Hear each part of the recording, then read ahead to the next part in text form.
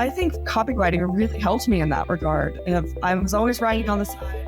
And so I knew really eloquently how to make my point. In writing, I didn't know how to do it so well while I was talking. So I found if I wrote it out first and I read through it, that the more and more I understood that, the more and more I could handle verbal conversation. This episode of the podcast is brought to you by LarClean. A while ago, my wife and I decided that we were going to permanently switch to solutions to clean our house that were safe to use around our kids and our pets. And LarClean offers exactly that. They're powerful enough to be used in a medical setting and safe enough to be used around kids. In fact, there's no bleach, no alcohol, and it still kills 99% of germs. So if you're listening to this podcast and you want to give it a try, head over to larclean.com and use code THINKING10 at checkout to save 10% off your order. This episode of the podcast is brought to you by Excada Professional House Cleaning LLC here in Utah. The best part about a clean house, in my opinion, is when you don't have to do it yourself. Excada Professional House Cleaning LLC does everything from deep cleans to move-in, move-outs to commercial cleaning. And the best part is when you mention this podcast, The Thinking Project, you save $30 off your first cleaning. So go check them out. Excada Professional Housekeeping LLC.com. $30 off. Thank you so much for listening. And remember to support our sponsors.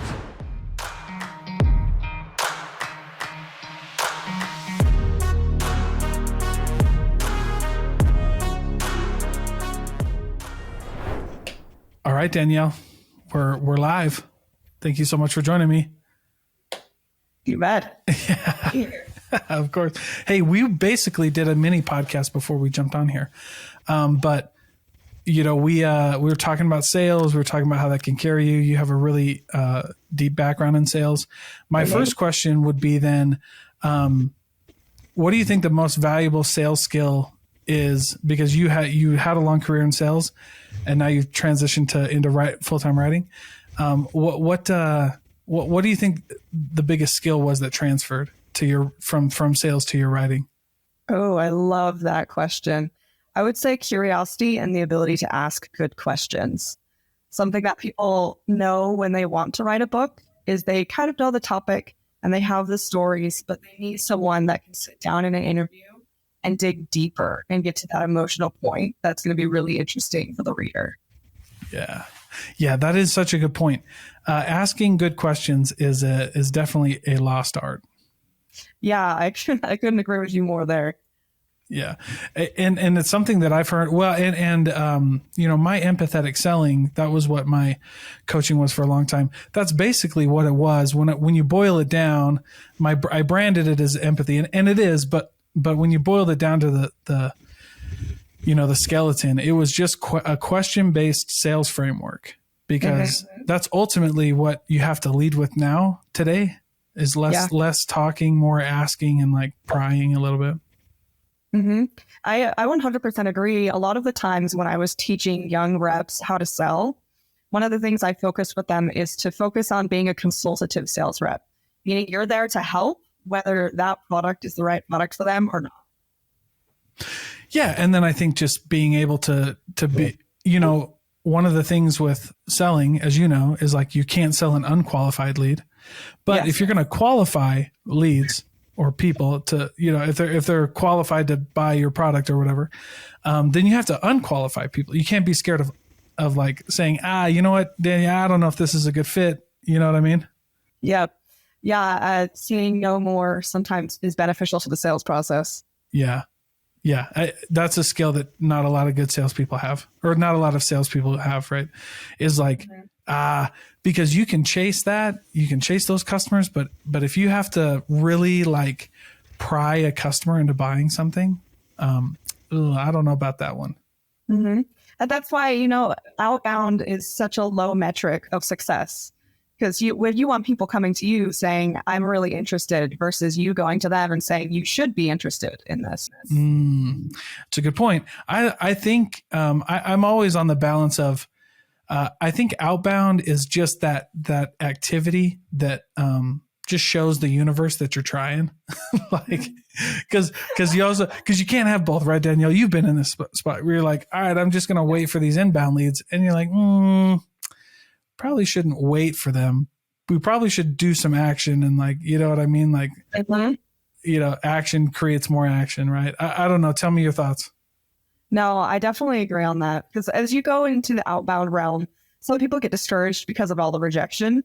But the thing that I always tell people is remember that outbound itself is you letting the world know that you're there. They may not need you yet, but you'd be surprised how many people would come back to me 2 or 3 years after I introduced myself to them and said, hey, you know what? I actually need you now.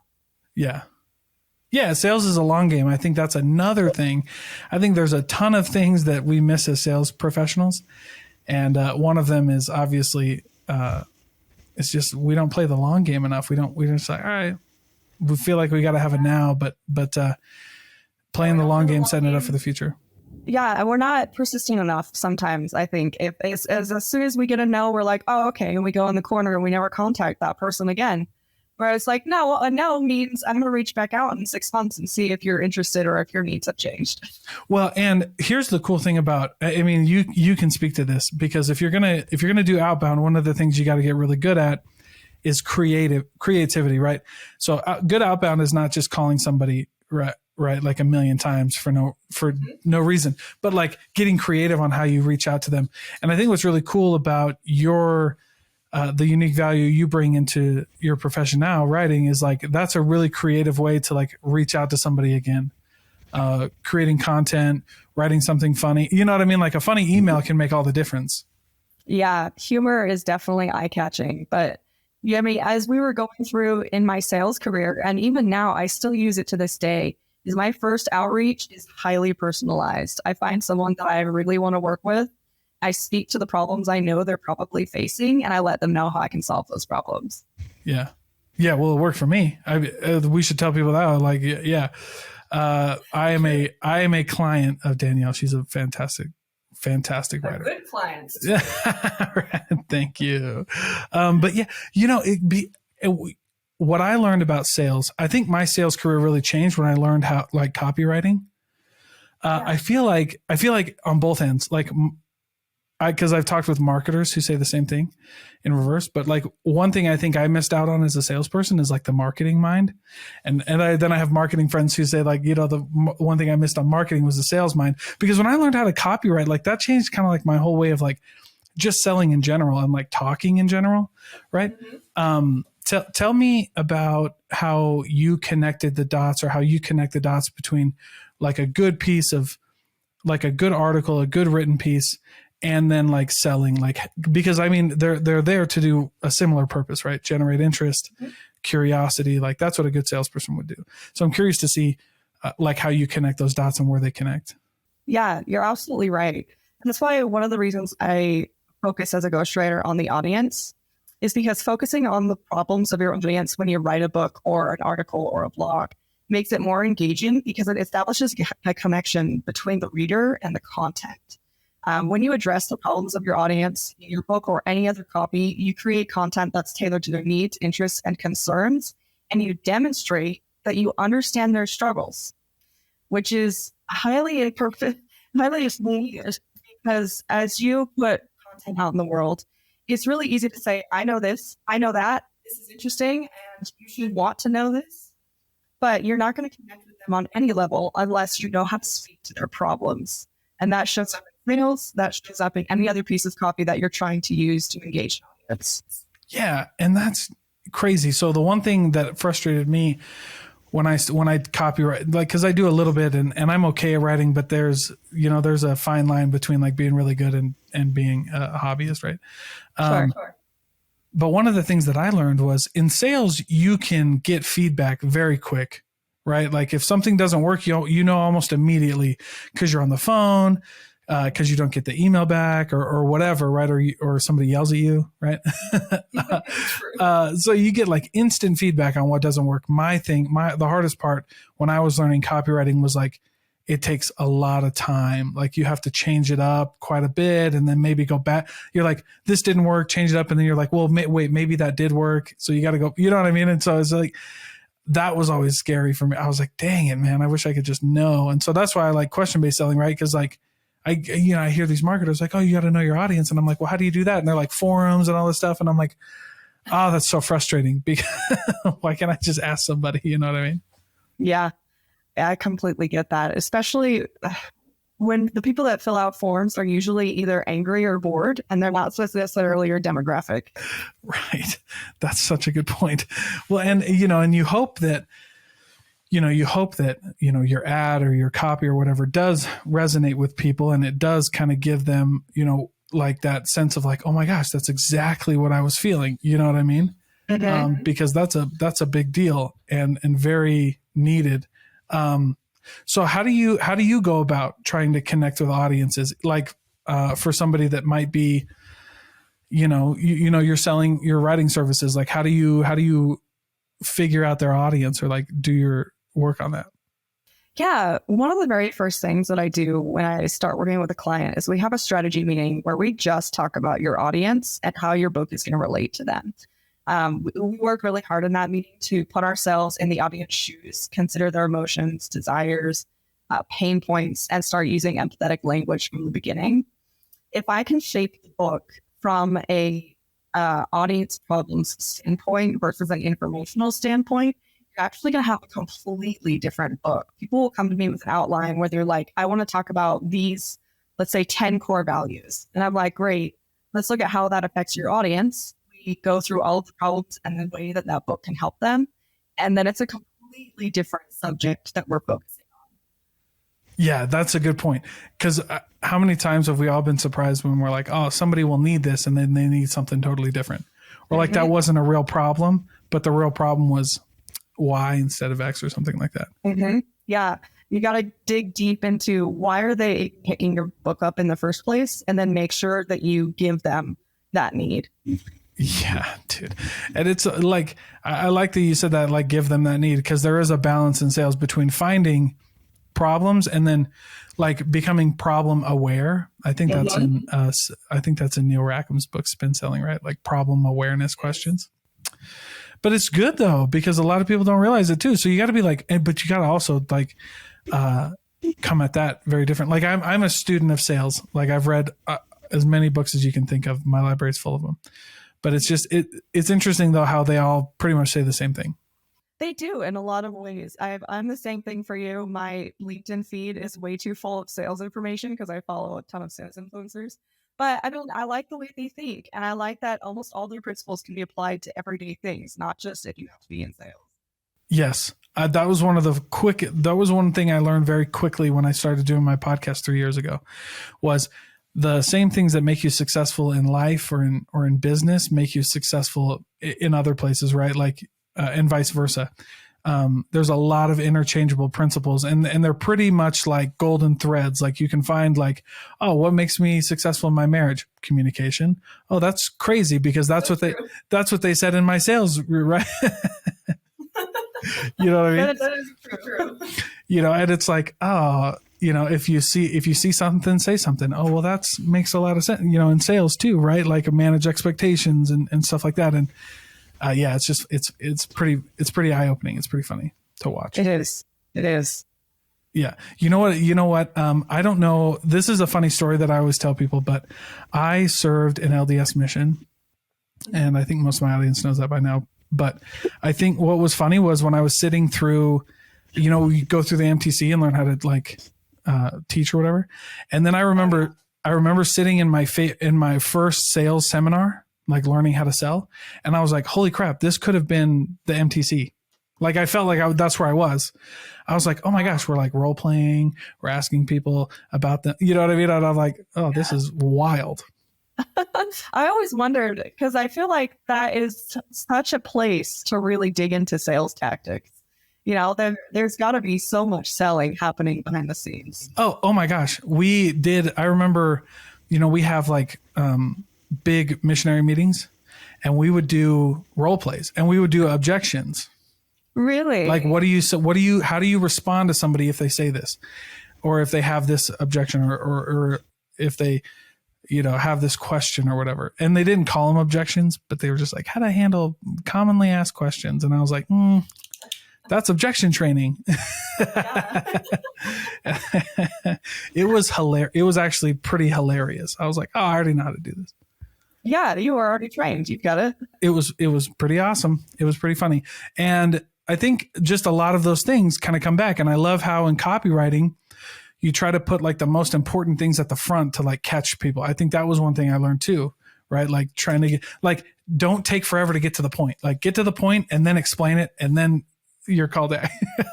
Yes. Yes. Oh, so many people. Yeah. We all need to focus, I think, on starting at the point and then explaining our thought process. Mm-hmm. And what made it really cool when I learned how to write was like, how do I make this shorter? Like, how can I say this clearer so that to get my point across? Like it was pretty crazy. What you said you did a lot of writing while you were selling. How did writing your thoughts or writing your scripts or whatever, how did that help you sell more? Well, a lot of the time I would go and write down, I mean, obviously you've got a ton of objections coming your way. So I would write down what I'm going to say for objection or what I would email for objection. So I have all of that ready. And I actually did an exercise kind of like what you mentioned, where I wrote down everything in my thought of how to handle an objection. And then I challenged myself to cut it in half. So I got to the point quickly. I wasn't wasting the prospect's time, and I made sure that it was highly relevant to the conversation instead of just the fluff of, well, you know, I think it would be really important if we talked. We'd be really great partners. Anyway, I have a beef with that word. I agree. But I think copywriting really helped me in that regard. I was always writing on the side. And so I knew really eloquently how to make my point. In writing, I didn't know how to do it so well while I was talking. So I found if I wrote it out first and I read through it, that the more and more I understood that, the more and more I could handle verbal conversations. Easy. Yeah, that's amazing. I heard somebody talk about their writing as a way to organize their own thoughts. Like I write to figure out what I'm thinking. Yeah. And I was like, whoa, Absolutely. That's crazy. I mean, still to this day, every Mother's and Father's Day, I write each of my parents a letter. That's like a full page and a half, no space. And I'm not one that can really like express my feelings in person, but man, in writing, boy, can I get eloquent and talk about the nitty-gritty of why they're so important to me. So yeah, definitely writing helps you. And I think everyone, the more they exercise trying to do it, helps them figure out what's in their mind. It is funny, the kind of the therapeutic methods of journaling, like self-authoring. Mm-hmm. Yeah, I think that's pretty scary though, man. Well, we don't need to go that far, but that's pretty gnarly. Like when I learned about like self-authoring and like so how some people can't even write, like some people can't talk about like their past traumas or whatever, but I know some people can't even write it down. Mm-hmm. They can't even look at it on a piece of paper, and that's kind of crazy. And I'm not saying anything about that in particular. I'm just saying there's power in putting it down and seeing it and like watching it happen. Like whenever I'm giving a speech or something, I'll write the whole thing down, and everybody's like, well, they're like, well, what, why don't you just like go with the flow or like open it up? And I'm like, cause that's not me. Yeah, absolutely. And then you can make sure it's eloquent, right? Yeah. Eloquent, but also I have ADHD, so I can ramble. Like if you don't let, like, I'll just go and you can't get me back. You know what I'm saying? That's fair. Yeah. So I got to write it down so I know when to stop talking. Mm-hmm. Like, that's it. I made my point. I wrote everything down. Like, now I need to stop. Because there's power in, I think what's cool about writing is it helps you with the pauses and it helps you know when to stop, because there's power in silence and there's power in like not talking anymore and just letting someone. I think that's crazy too about being a teacher or something. Like I like in podcasting, one of my fears, I think one of the biggest fears I have to deal with is the fear of being misunderstood. Like, and a lot of people aren't really comfortable. Uh-huh. Yeah, I agree. I mean, coming back to what you were asking about asking good questions, one of the things I've actually noticed is not only in sales, because I'm sure every salesman knows this trick, but in interviews, when I'm talking with an author and I ask them something and they give me a very general answer, I don't reply. I just say nothing and I wait, and then they expand so much deeper than they ever would have if I'd just been like, okay, let's keep going. Or you like try to like ask them, right? Because people get defensive. They'll say something really generic and then you'll be like, what does that mean? And then they're like, they try to, it just gets funky. But yeah, silence or what is it? I think. Tell me more. Yeah, tell me more, or like mirroring. Like that's my favorite one is like, especially when I'm handling objections. Like when somebody like the price is too high, I go too high, and then shut up, and then they talk. Yes, perfect. Yeah. I one of my favorite books was Never Split the Difference. I thought there was a lot of really cool books in there. And then my favorite author. In there. Yeah. And then do you know Jeb Blunt? Are you familiar with him? I do. I have a fan. Jeb Blunt took a shot at Chris Voss. He took his shots at he's like, no. The first page of one of his books was like the cold night and I was negotiating this, and he was like, stop, we're not hostage negotiators. And I was like, damn. I was like, all right, dude. I was like, sell your book, I'll buy both of them, and I love both of you guys. But I thought that was funny. He took a shot. That is funny. It was I like, to your point though, just letting people like think and sit with their thoughts too, because a lot of people think they know what they're thinking, but then if you have somebody good at like asking questions or dealing with a conversation, like you realize like, oh yeah, dude, my thoughts are pretty shallow on this subject. Like I thought I had it all down, but I really don't. Mm-hmm.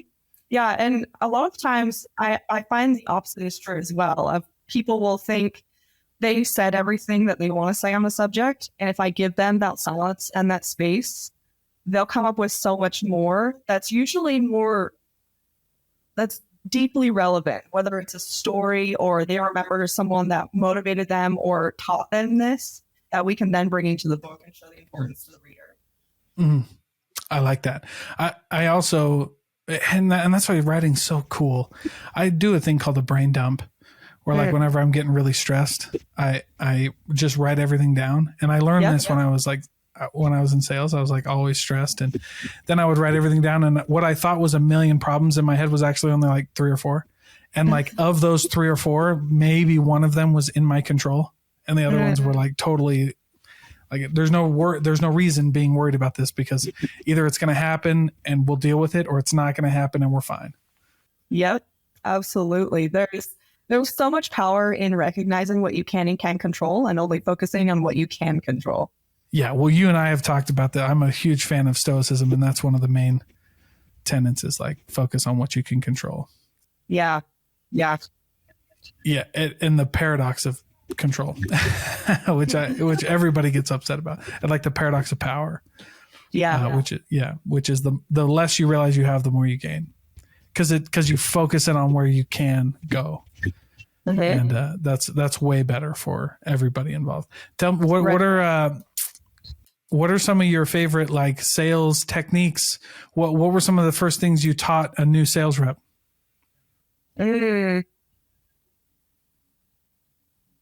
I would say I would always focus first on figuring out how to find the correct prospect, because too often we're getting bland lists that are not actually relevant prospects.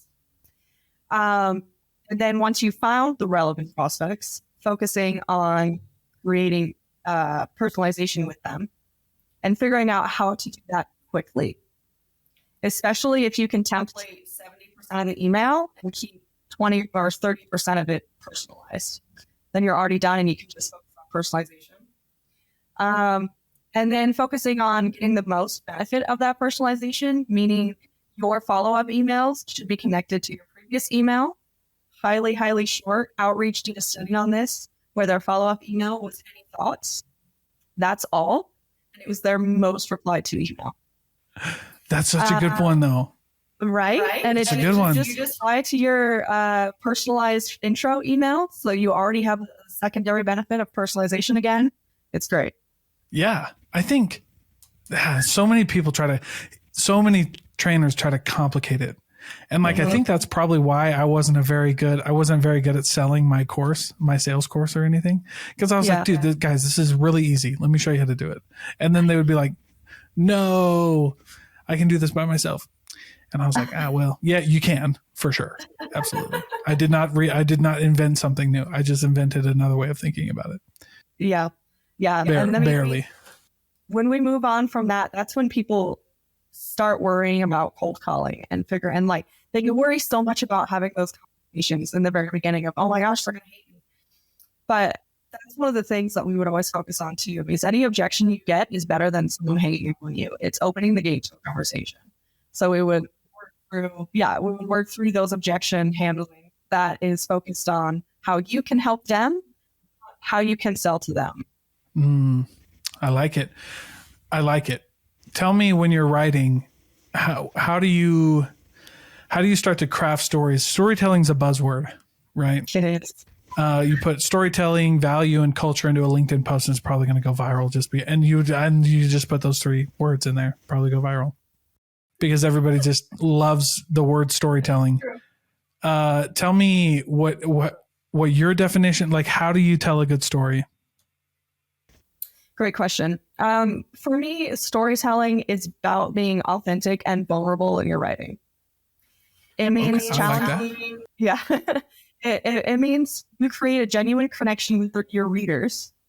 And through that authenticity and that vulnerability, you suddenly get more space to challenge common assumptions. And rebellious thinkers really thrive when they challenge widely held assumptions and get conversations going. Mm-hmm. Especially because if you can cultivate curiosity in your network through your storytelling and opening up into why you think things are the way they are, you get a lot more credibility if you get that back and forth. Yeah, well, I think a good story is kind of like you were talking about earlier. And I love the vulnerability and authenticity piece, because that is really what it is, isn't it?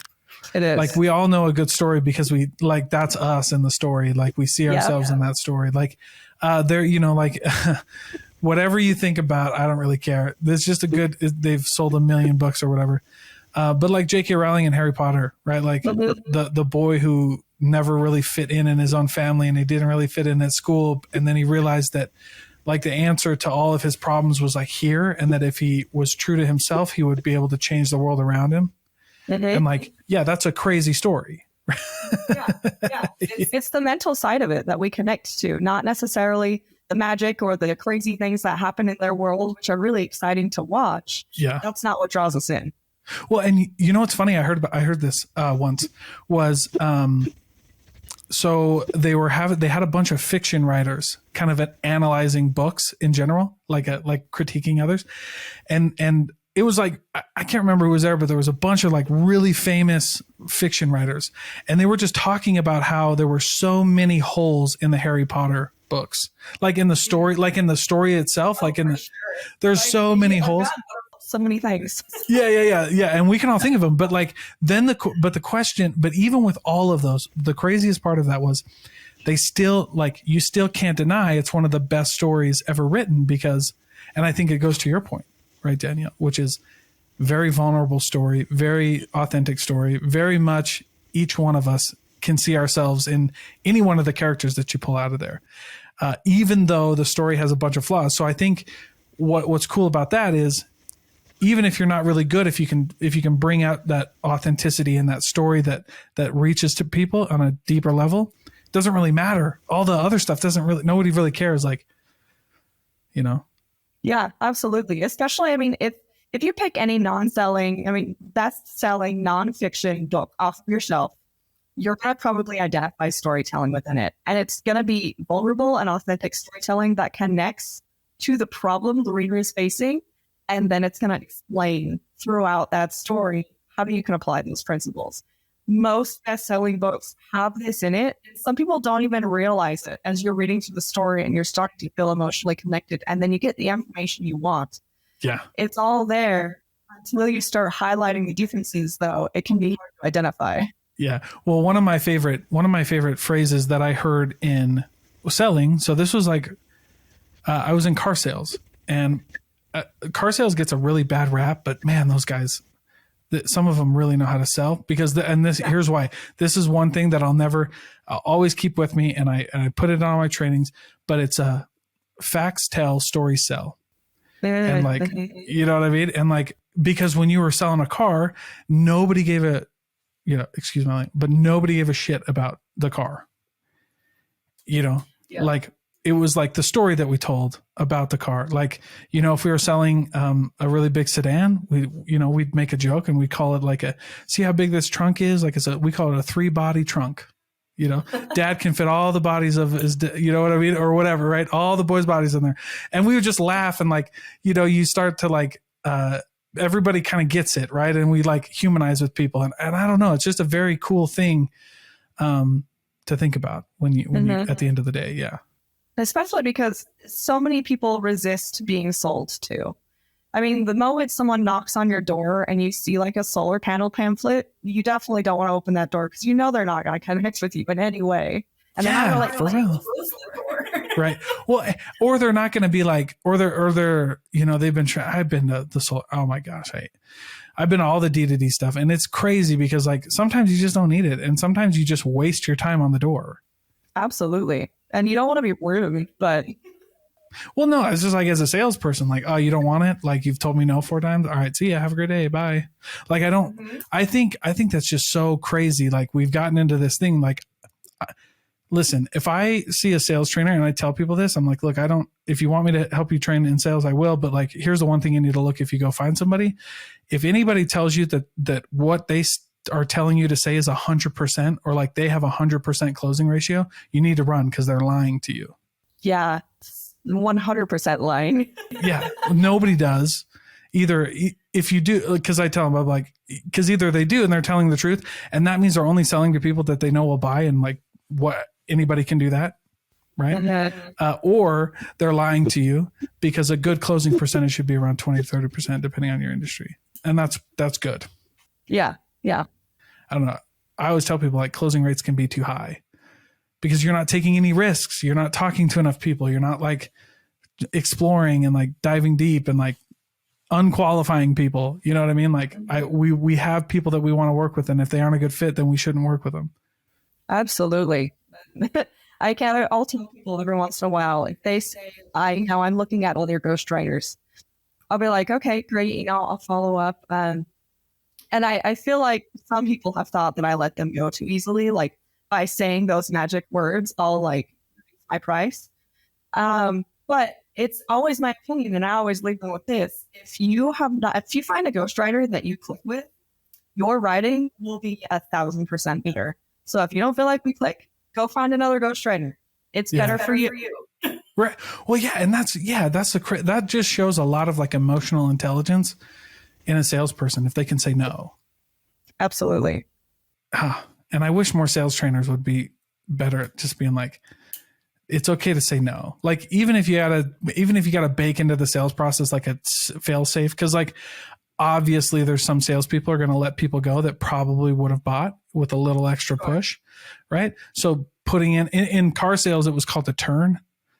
And everybody hates it, but it was like the manager would be like, just come out and say hi and be like, hopefully you got everything quite. Let me ask you a couple questions. And he would just double check and be like, all right, there's nothing I can do. Cool. See ya. Have a great day. Yeah. But sometimes the manager would come up. Yeah. Sometimes the manager would come up and be like, hey, I know that you guys were looking at this, but I'm curious. Like one time I went up and I was a manager and I was like, hey, I know you guys have been looking at cars. It was so crazy because my sales guy didn't ask this. I was like, what are you using it for?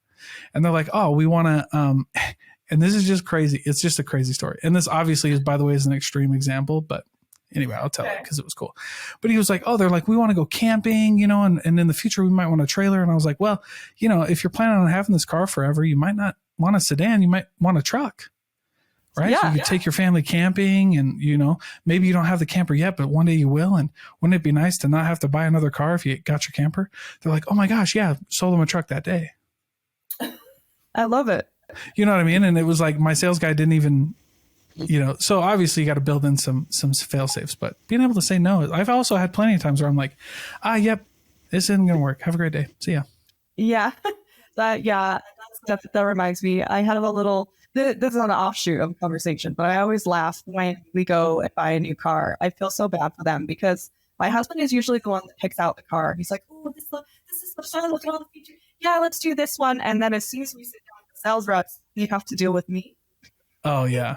Because I do all the negotiation and I know all the sales tactics, and my husband will go like vending machines and go hang out in the lounge. And they're like, wait, Wait. Yeah. I know. And whenever I met a salesperson, like what I think selling to salespeople is always the hardest. Yeah. But I actually made it really easy. They would be like, hey, I know your tricks. I'd be like, oh, thank God. So we can just cut right to the chase then, right? Exactly. I'm like, here's what I can do. Can you do it? Cool. Let's sign. Where do I sign? Yeah. I know. I'd be like, hey, look, I'm in sales. I know your tricks. And I was like, oh, thank God. I thought this was going to take 2 hours. So it sounds like it's only going to take a couple minutes. Yeah. Like, okay, great. Well, then tell me what it is. Perfect. That always disarms people. But I always go for like the jarring shock of like, I don't know. That's one of my favorite ways to do it. It's like saying something that they wouldn't expect me to say. Kind of like you were talking about good ghostwriting, like being really being that, taking that position. That was one of my favorite things to do. Yeah, I like that. Because it's like, oh, thank goodness. Or like somebody was like, look, I'm not here to mess around. I was like, oh, thank goodness. You just shaved off like 2 hours of my time. Thank you. They'd be like, what? We're like, cool. So just tell me what you can do and we'll be done. Well, and then we'd end up playing the game. But because they'd always be like, look, I don't want to waste time. And I'd be like, oh, thank goodness. Right. I just saved 2 hours. You're amazing. Tell me what you can do. Oh, no, you guys tell me what you can do first. And I'll be like, okay, so are we going to play a game? And then I'd just be great. It would be awesome because I'd be, okay, so are we going to like play this? Are we going to do this? Or are you just going to like tell me and then I can tell you yes or no? And if it's no, then have a great day and maybe we'll go have drinks later. Oh, this is my favorite. Funny. Yeah. What's your favorite? Do you have a favorite objection that you just loved it when people just threw at you? I say that depends on the product I was selling. That's fair. Ghostwriting. Favorite objection, ghostwriting. Probably I don't have time for this project. Because I'm always like, great, I do. Let me take care of it for you. You're like, perfect. That's so crazy. That's why I messaged you. Yeah, because there are so many people that are like, oh man, I really want to write a book. I just don't have time for a project like that right now. And I'm like, that's fine. I've got time to make sure that it happens. So it's very low investment on your part. Well, and just crazy. Like, that's why I love questions. What do you think is like the essence of a good question? I'd say it opens up the conversation. I don't think a question, especially in a discovery meeting or an interview, should have a yes or no answer. It should be very open-ended, and you should be willing to hear negativity or positivity, which I feel like a lot of people in a selling position shut down if they hear negativity, but negativity is a time to shut down. Yeah, you know what? I remember, so I took this class in my MBA, not trying to flex or anything, but we were doing this teams class and we read the book, The 5 Dysfunctions of a Team. And one of it was obviously fear of conflict. Like that was the first one, yes. I think. And I was like, man, nobody has this problem. Like if you just have a problem, you just say it. And no, like you. Right? No way, dude. It's wild, man. And not only that, but like, here was the even crazier than that was like, even if they did say something, people were afraid of like, people didn't understand, like we're playing the long game. Like we're going to disagree quite a bit at first, but then we're going to figure it out. And like, people just aren't comfortable with those handling those emotions up front, which I thought was wild. I was like, as a salesperson, you really got to like be good at not managing emotions necessarily, but like dealing with them. Yeah, absolutely. I mean, that's, whether you're in an interview or doing a discovery meeting, selling to someone, or you're trying to write your book to sell to someone, you should be willing to address negative feelings. Yeah. Whew. That's a good one though, because again, I just like to bring up it's kind of like, okay, another thing in copywriting that I learned while you're like writing landing pages or something is like deal with all the objections up front, like whether it's in an FAQ page or if it's like or if it's like a story. That's also like super counterintuitive, but I love doing that. I'm like, look, now Danielle, I know what you're going to say. You're going to be like, I was in finance and I was actually in the car dealership. So after you close, you go to meet the guy and he's trying to sell you all those warranties. I was actually one of the top ones in Honda because I would go out and I would tell people like, all right, Danielle, this is going to be the worst part of the day. You're probably thinking that I'm going to pitch you a bunch of stuff and I'm going to do all this stuff. And I was like, and I am, because I have to. And then we laugh, and I'd be like, but listen, the second that you tell me no, I will not, I'll shut up, but I have to go through it for compliance, which is actually true. That's why, because if I don't pitch it to one person and I pitch it to someone else, I've actually seen dealerships get tagged for discriminatory lending practices. Very interesting. Yeah. But you don't know that. Like, why wouldn't somebody tell you that? Look, I got to go through it. It's going to take me 2 minutes. If you hate everything and you hate my guts, just tell me and we'll move on. But then I would actually sell, because people would be like, oh, that's crazy. Like, I didn't know you did that. And I'd be like, well, yeah, I mean, and it doesn't cost that much money, and I don't care if you pay cash. Oh, okay, cool.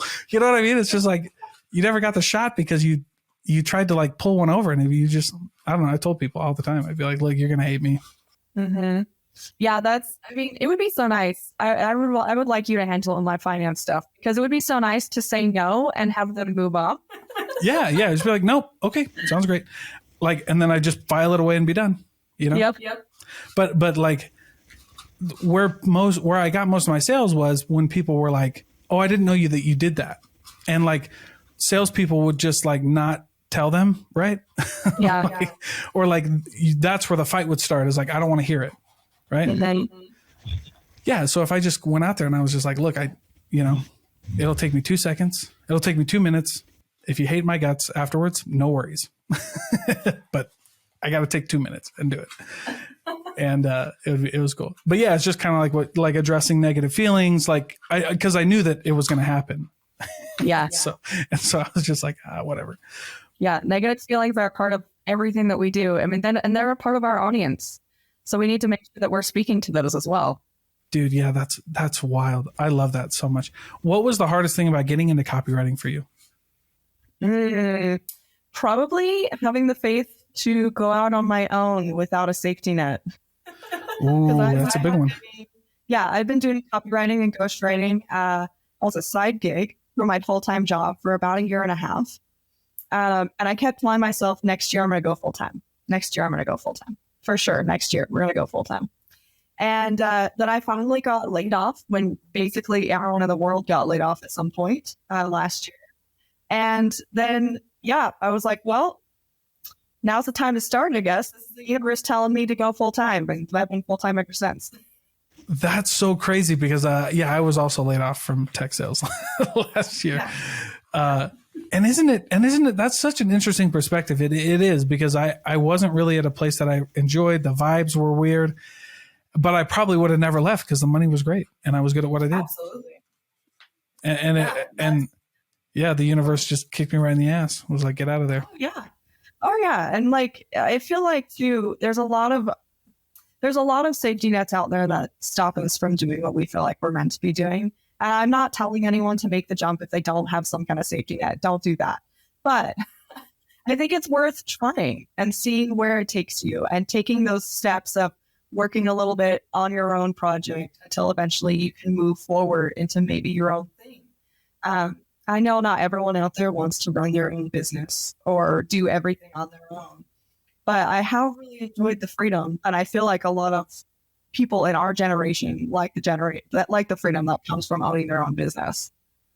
Yeah. And I think that people get caught up. And one of the reasons I started this podcast was because people were like, I don't want to, my business idea is not good, or they didn't want to start a business because they didn't think it was $1 million idea. And then I interviewed Eric, a gentleman named Eric. He owns Coconut VA, and he told me something crazy because he's gone through a couple exits and built a couple of companies. He's like, you're never going to see the $1 million idea if you don't fail at the $1 idea.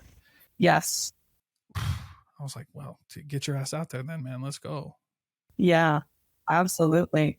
I forget who said it, but it was basically someone said that everybody sees the success, but they don't see the hundreds of failures behind the success. Of course. Mm-hmm. Isn't that, and by the way, you're like, I remember talking about this, like nobody sees how hard it is to get where you are. Yeah. And I feel like there's something really special about that they shouldn't, like, they shouldn't see how hard it was. You know what I mean? Like, because that's for you, like that's your hero's journey. That's the, denying the call and then, and then getting that little push. And I don't know. That's where, by the way, that's where I learned storytelling. That's why I get so pissed when I see marketers like tell me about storytelling. Cause then I go like, have you ever read like The Power of Myth or like The Hero with 1,000 Faces? Yeah. Anything, they're like, I listened to Gary Vee on a studio once. It's like, look, Gary Vee's awesome. That's great. But like, come on, man. Don't try to sell me this. Oh, dude. Yeah, it's stuff like that just kind of. Where did you first learn about like this idea of authenticity and vulnerability and storytelling? Like, where did you learn how to tell stories? I was always the kid that probably should have been paying attention in school, but was writing very dramatic stories in her spiral bound notebook.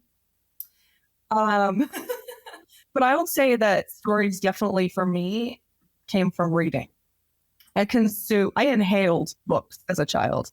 So many books. And as I became an adult, that turned from those fun little stories that take you on a magic adventure to inhaling nonfiction books, mostly around self-development and figuring out how I can focus myself.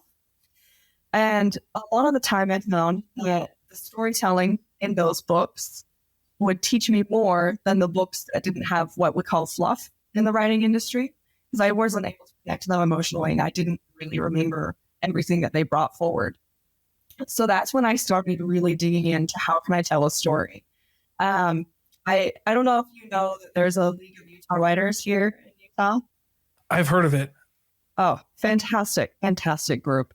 I actually hired a writing coach. And I worked with her for a really long time. She helped me with my manuscript, with my published short stories, and she really helped me hone in on what's important about a story and what isn't. So, what's the most important thing in a story?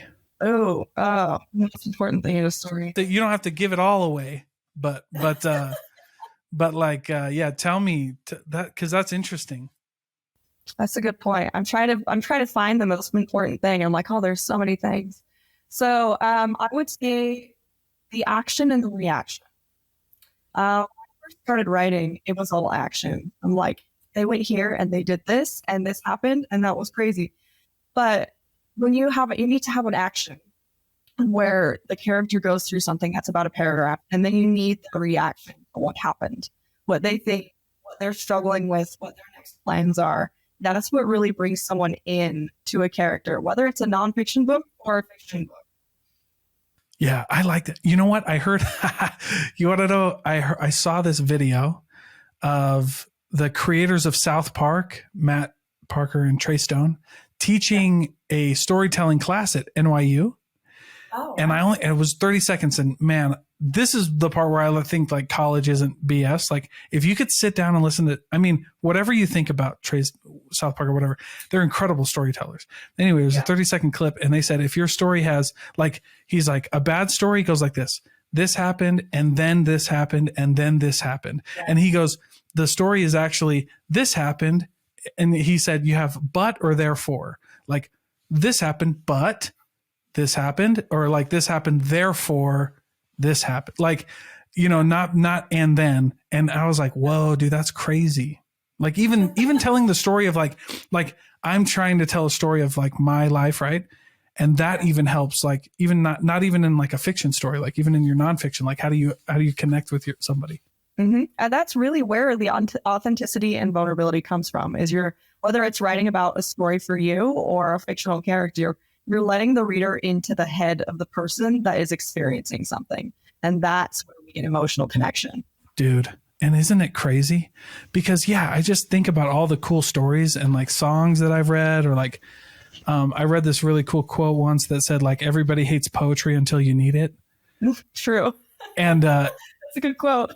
And I was like, what do you mean by that? And then I remember going to a funeral for a really dear friend of mine, and they were reading For Who the Bell Tolls by I can't remember his name. Anyway.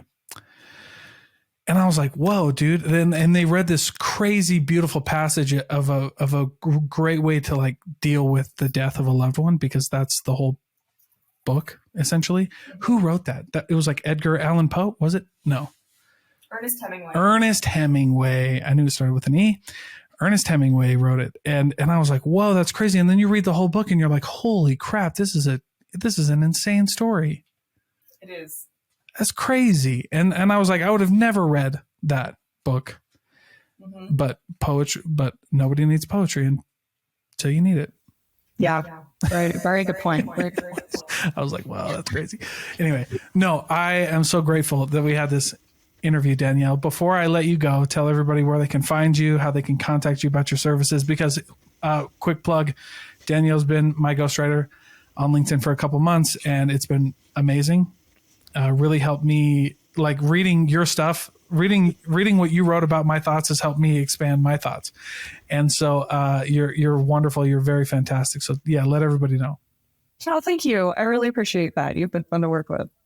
Well, my goal overall is to really help rebellious leaders author their future with superb content, and we focus on book and blog copy. So you can check us out at allianceghostwriting.com, or you can reach out to me through my LinkedIn profile. I'm very so sweet. All right. Thank you so much, Danielle. You bet.